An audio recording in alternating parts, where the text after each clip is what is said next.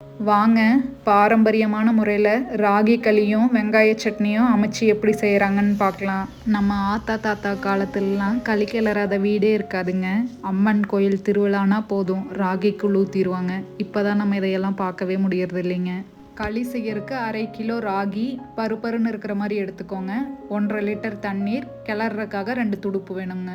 அடுப்பில் முதல் உலையூற்றி வச்சுக்கலாங்க. 1.5 லிட்டர் தண்ணியை அப்படியே ஊற்றி நல்லா காய வச்சுருங்க. அதுக்கப்புறம் ஒரு 1/2 லிட்டர் தண்ணி மாதிரி எடுத்து வச்சுக்கலாங்க. தேவைப்பட்டால் ஊற்றிக்கலாம். மாவு கொட்டும் போதே ஒரு துடுப்பு வச்சு கிளறி விட்டுக்கிட்டே இருங்க. நீங்கள் கிளறி விட்டிங்கனாலுமே அது கட்டி சேரும். நீங்கள் கலக்க கலக்க அது சரியாயிருங்க. களி நல்லா கொதிக்க ஆரம்பிச்சிருச்சுங்க. இதுக்கப்புறம் கேப்பே இல்லாமல் கிளறி விட்டுக்கிட்டே தாங்க இருக்கணும். களி கிளறத வீடியோவில் என்னமோ பார்க்குறக்கு ஈஸியாக தாங்க இருக்கும். ஆனால் கிளறி பார்த்தா தான் அதோட கஷ்டம் என்னன்னு புரியுங்க. ராகியை கிளற கிளற மாவு நல்லா இறுகி வருங்க. கிளறக்கே கொஞ்சம் கஷ்டமாக தாங்க இருக்கும். வி ஷேப்பில் ஒரு கவையை இந்த மண் சட்டிக்கு முட்டு கொடுத்து காலில் பிடிச்சிக்கணுங்க. அப்போ தான் கிளறும் போது மண் சட்டி நகராமல் இருக்கும். களியை நல்லா கிளறி விட்டுக்கிட்டே இருங்க. அப்போ தான் பக்குவமாக வருங்க.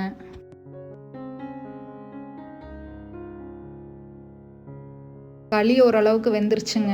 ஆனாலும் நம்ம ஒரு 1/4 லிட்டர் மாதிரி தண்ணி ஊற்றி இன்னொரு வேக்காடு விட்டால் களி இன்னுமே ரொம்ப நல்லா இருக்குங்க. 20 நிமிஷமாக நான் களியை கிளறினேங்க. அதுக்கப்புறம் தான் நான் செகண்ட் டைம் தண்ணி ஊற்றிருக்கிறேன். அதுவும் நான் முதல்ல எடுத்து வச்ச தண்ணியே சேர்த்திருக்கிறேன். சேர்த்துனதுக்கப்புறமா நல்லா களியை கிளறி விடுங்க. ஒரு 15 நிமிஷம் கிளறி விட்டுக்கிட்டே இருந்தீங்கன்னா சூப்பரான ராகி களி ரெடி ஆயிரும். களி கரெக்டான பக்குவத்தில் ரெடி ஆயிடுச்சுங்க. இது எப்படி கண்டுபிடிக்கிறதுனா, கையில் தண்ணியை தொட்டுட்டு கொஞ்சமாக எடுத்து உருட்டி பார்த்தீங்கன்னா கொஞ்சம் கூட கையில் ஒட்டாமையே வருங்க.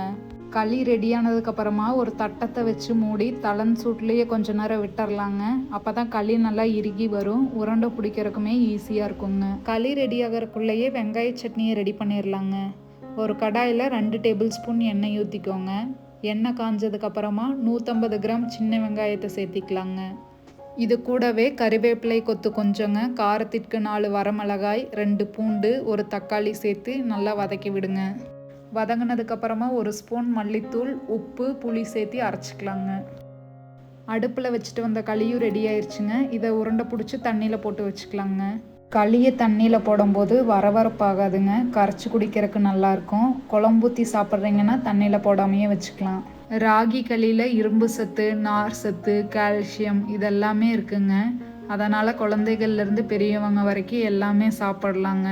அந்த காலத்தை விட இப்போ நோய்கள் ரொம்ப அதிகமாயிருச்சுங்க. அதனால் மக்கள் பழமையான உணவை தேடி போயிட்டுருக்குறோம். அடிக்கடி ராகி களி செய்யலைனாலும் வீட்டில் வாரத்தில் ஒரு டைமாச்சு ராகி களியை செஞ்சு சாப்பிடுங்க. விறகடுப்பில் செய்யலைனாலும் கேஸ் ஸ்டவ்வில் எப்படி ஈஸியாக செய்யறதுன்ட்டு இனி வரப்போகிற வீடியோக்களில் அப்லோட் பண்ணுறேன். மிஸ் பண்ணாமல் பார்க்குறக்கு இந்த பேஜை மறக்காமல் சப்ஸ்கிரைப் பண்ணிக்கோங்க.